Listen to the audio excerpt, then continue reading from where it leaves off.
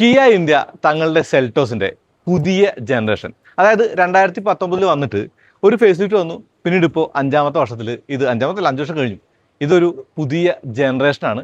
അപ്പോൾ കിയ സെൽറ്റോസിൽ വന്ന മാറ്റങ്ങൾ എന്താണെന്ന് ലളിതമായിട്ട് പറയാം. പുതിയ K3 പ്ലാറ്റ്ഫോം ഇന്ത്യക്ക് വേണ്ടിയിട്ട് വന്നിട്ടുണ്ട്. അതുകൂടാതെ ഒരു ഇലക്ട്രിക് കാറിൻ്റെ ലുക്കായിട്ട് ഒരു ജെൻസി സെൽറ്റോസ് എന്നാണ് എനിക്ക് കണ്ടപ്പോൾ തോന്നിയത്. എന്തായാലും ഈ വണ്ടിയുടെ കുറച്ച് കാര്യങ്ങൾ പറയാം. വണ്ടി പ്രാന്തൻ്റെ പുതിയ വീഡിയോയിലേക്ക് എല്ലാവർക്കും സ്വാഗതം. ആ കിടക്കുന്നതാണ് പുതിയ കിയ സെൽറ്റോസ്. സെൽറ്റോസിൻ്റെ പുതിയ ഫേസ് ലിഫ്റ്റ് അല്ലത്, ജനറേഷനാണ്. ഇപ്പോൾ നമ്മൾ ബൈക്കിൻ്റെ കാര്യത്തിൽ പറയില്ലേ, സ്റ്റിക്കർ മാറ്റി അടിച്ച് വരിക, പെയിൻറ്റിൽ കളർ മാറ്റി അടിച്ച് വരിക എന്നൊക്കെ പറയില്ല. അങ്ങനെയല്ല, ഇത് പൂർണ്ണമായിട്ട് ഉടച്ചു വാർത്ത വണ്ടിയാണ്. K3 പ്ലാറ്റ്ഫോമിൽ വന്നിട്ടുള്ള വണ്ടിയാണ്. എനിക്ക് തോന്നുന്നു ഇന്ത്യക്ക് വേണ്ടി ആദ്യത്തെ വണ്ടിയാണ് ആ പ്ലാറ്റ്ഫോമിലൂടെ. മുന്നിൽ ലൈറ്റുകളുടെ വിന്യാസം, 2 DRL ഒരു സൈഡിൽ, പിന്നെ 3 ലൈറ്റുകൾ, tiger nose grille, digital tiger nose grille എന്നാണ് പറയുന്നത്. താഴെ പിയാനോ ബ്ലാക്ക് ഫിനിഷ്, മുകളിൽ അഡാസ് ക്യാമറ, സൺറൂഫ് പനോരമിക്, പിന്നെ വലിയ ഗ്ലാസ് ഏരിയ. ഓക്കെ, ഇതൊക്കെ സെൽറ്റോസിൻ്റെ രൂപഭാവങ്ങളുടെ സ്വഭാവം തന്നെയാണ്, മാറ്റങ്ങളില്ല. വശങ്ങളിൽ നോക്കുമ്പോൾ വലിയ വണ്ടിയാ തോന്നും. അതായത് വലിപ്പത്തിൽ വ്യത്യാസമുണ്ട്. വീതി, നീളം, വീൽ ബേസ്, ഉയരമൊക്കെ ചെറിയ തോതിൽ വർദ്ധിപ്പിച്ചിട്ടുണ്ട്. പിന്നെ ആ മിററിൻ്റെ ഡിസൈൻ കണ്ടോ, ഭംഗിയുള്ള മിററാണ് കേട്ടോ. അതിൻ്റെ മുകളിൽ LED ലൈറ്റും, ആ താഴെ കാണാം 360 ക്യാമറ കാണാം. പില്ലർ ബ്ലാക്ക് ചെയ്തേക്കാം.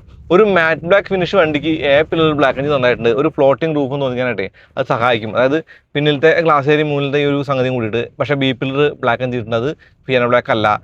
ആ കളവുകൾ കണ്ടോ, ആ ഉരുണ്ടിരിക്കുന്ന രൂപമൊക്കെ EV9 ഓർമ്മിപ്പിക്കുന്നുണ്ട്. വലിയ വീലാണ്, 18 ഇഞ്ച് വീലാണ്. മുന്നിലും പിന്നിലും ഡിസ്ക് ബ്രേക്ക് ഉണ്ട്. വീൽ ക്ലാഡിംഗ് എന്ന് പറയുന്നത് ചുറ്റപ്പെട്ട് കിടക്കുകയാണ്. അത് പിയാനോ ബ്ലാക്ക് ഫിനിഷ് തന്നെയാണ്. ഓക്കെ, ഇവിടെ നോക്കുമ്പോൾ ഒരു വലിയ വണ്ടി എന്നുള്ള തോന്നൽ ശരിക്കും ഉണ്ടാകുന്നുണ്ട് കേട്ടോ. ആ വലിപ്പം കൂടുതൽ നമുക്ക് കാണാം. ആ വീൽ ഒരു ചെറുതാണോ? ഓക്കെ, സീറയ്ക്ക് 19 ചെന്നപ്പോൾ നമുക്ക് 19 വേണം തോന്നുന്നുണ്ട്. പക്ഷേ വേണ്ട, 18 മതി, ബാക്കിയെല്ലാം ഓർക്കില്ലല്ലേ. പിന്നെ എനിക്ക് ഇഷ്ടപ്പെട്ടൊരു കാര്യം എന്ന് പറയുന്നത്, ഇതിൻ്റെ ഒരു മാറ്റങ്ങൾ വന്നപ്പോഴും ആ സെൽറ്റോസിൻ്റെതായിട്ടുള്ളൊരു സ്വഭാവം നമുക്ക് കാണുമ്പോൾ തോന്നുന്നുള്ളതാണ്. ഒരു ഇലക്ട്രിഫൈഡ് ആയിട്ടുള്ള വണ്ടി പോലെ തോന്നി. പക്ഷേ ഇലക്ട്രിക് അല്ല, ഇത് സാധാരണ പെട്രോൾ ഡീസലാണ്. അതിന് എഞ്ചിനിൽ മാറ്റങ്ങളില്ല. സെയിം എഞ്ചിനും സെയിം ഗിയർ ബോക്സും സെയിം പെർഫോമൻസ് ആണ് വണ്ടിക്കുള്ളത്. ഇപ്പോൾ ആ പിയാനോ ബ്ലാക്ക് ഫിനിഷ് ഒരിത്തിരി ഫിംഗർ പ്രിൻറ്റ് മാഗ്നറ്റാണ് തോന്നി, ചളിവേം പിടിക്കും. പക്ഷേ ഭംഗിയുണ്ട്. ആ എലമെൻറ്റുകളൊക്കെ ഒരു അസമെട്രിക്കലാണ്. അതുകൊണ്ട് തന്നെയാണ് കാണാനൊരു കൗതുകത്തിൽ ജെൻസി രൂപമുള്ള വണ്ടി എന്നാണ് ഈ സെൽറ്റോസിനെ കുറിച്ച് എനിക്ക് പറയാനുള്ളത്.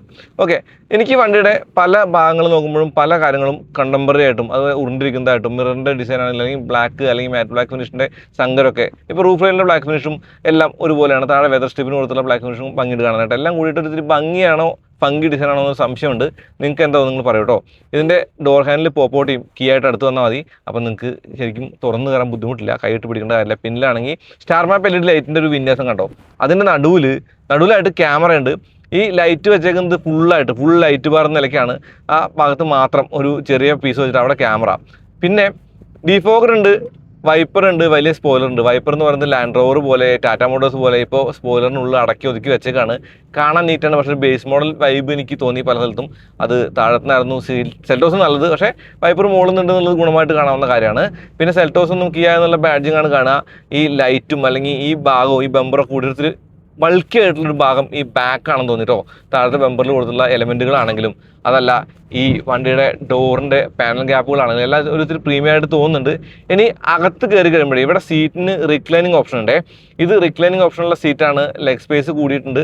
നീ റൂമും സപ്പോർട്ട് ഞാൻ വണ്ടി ഓടിക്കുമ്പോൾ പറയാം. പിന്നെ ഒരു കർട്ടന ഗ്ലാസിന് കൊടുക്കുന്നുണ്ട്. മുന്നിലാണെങ്കിലോ, മുന്നിലെ സ്റ്റിയറിംഗ് എന്ന് പറയുന്നത് 3 സ്പോക്ക് സ്റ്റിയറിംഗ് ആണ്. 3 സ്ക്രീനുകളുണ്ട് സിറോസിലെ പോലെ. അതിൽ നടുവിലെ സ്ക്രീൻ എന്ന് പറയുന്നത് ടെമ്പറേച്ചർ കൺട്രോൾസ് ആണ്.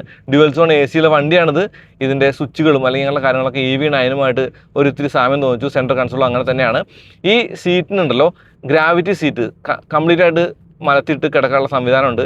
ഓട്ടോ ഹോൾഡും ഇലക്ട്രിക് പാർക്ക് ബ്രേക്കുള്ളൊരു വണ്ടിയാണിത്. ആ ഗിയർ ലിവർ സിറോസിൽ കണ്ട ഗിയർ ലിവർ തന്നെയാണ്. മൾട്ടിപ്പിൾ ചാർജിങ് ഓപ്ഷൻസ് ഉണ്ട്, പോർട്ട് ഉണ്ട്, അതുപോലെ കാര്യങ്ങളുണ്ട്. ക്ലസ്റ്ററും അത്യാവശ്യം റീഡബിൾ ആണ്. ഈ സ്റ്റിയറിംഗിന് ഭംഗി തോന്നി. ഡി കട്ട് എന്ന് പറയുന്നത്, ഡബിൾ ഡി കട്ട് എന്ന് പറയുന്നത്. പിന്നെ അണമുറിയാത്ത ആ സ്ക്രീനിൻ്റെ ഭംഗി കണ്ടോ, സിറോസിലെ പോലെ ഫംഗി അല്ലേ. ഈ ഫംഗി എന്നുള്ള വാക്ക് ഭംഗിയല്ല കേട്ടോ, അത് ഫംഗിയാണ്. സ്വിച്ചുകൾ കാണാം, ടോഗിൾ സ്വിച്ചുകൾ കാണാം, സീറ്റിൻ്റെ ഡിസൈൻ എലമെൻറ്റുകൾ കാണാം. ഓക്കെ, വണ്ടിയുടെ ക്വാളിറ്റി, ഫിറ്റ് ആൻഡ് ഫിനിഷ് എന്ന് പറയുന്നതൊക്കെ കിയയുടെ ഒരിത്തിരി മികച്ചതാണ് മറ്റുള്ള വണ്ടികളെ നമ്മൾ കമ്പയർ ചെയ്യുകയാണെങ്കിൽ. ഇപ്പോൾ ഹെഡ് റെസ്റ്റിനാണെങ്കിലും ഒരു കിയ EV6 ചായ ഉണ്ട്, ആംറസ്റ്റ് കൊടുത്തിട്ടുണ്ട്, വെന്റിലേറ്റർ സീറ്റ് ഉണ്ട്, ഒക്കെ ഫീച്ചേഴ്സാണ്. അപ്പോൾ ഒറ്റ വാക്കിൽ പറഞ്ഞാൽ പുതിയ സെൽറ്റോസിൻ്റെ ഇൻറ്റീരിയർ കൊള്ളാമെന്നുള്ളതാണ്.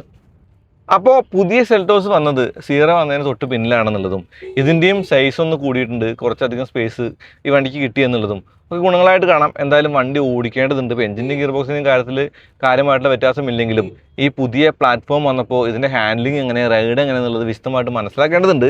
അതിനായിട്ട് നമ്മൾ കാത്തിരിക്കണം. കാരണം മീഡിയ ഡ്രൈവ് ഉടനെ വരുന്നുണ്ട്. ഇത് വണ്ടിയുടെ ലോഞ്ച് നടന്നപ്പോൾ ഒരു വണ്ടി കണ്ടപ്പോൾ ആ വണ്ടിയെക്കുറിച്ച് പറയാൻ വേണ്ടി ചെയ്യുന്ന വീഡിയോ ആയിട്ട് മാത്രം കണ്ടാൽ മതി. അതായത് ഒരു ഫസ്റ്റ് ഇംപ്രഷൻ, ഒരു ഫസ്റ്റ് ലുക്ക്, അതാണ് ഈ ഒരു വീഡിയോയുടെ കാര്യം. അപ്പോൾ അടുത്ത വീഡിയോ വീണ്ടും വരാം. അതുവരേക്കും നന്ദി, നമസ്കാരം.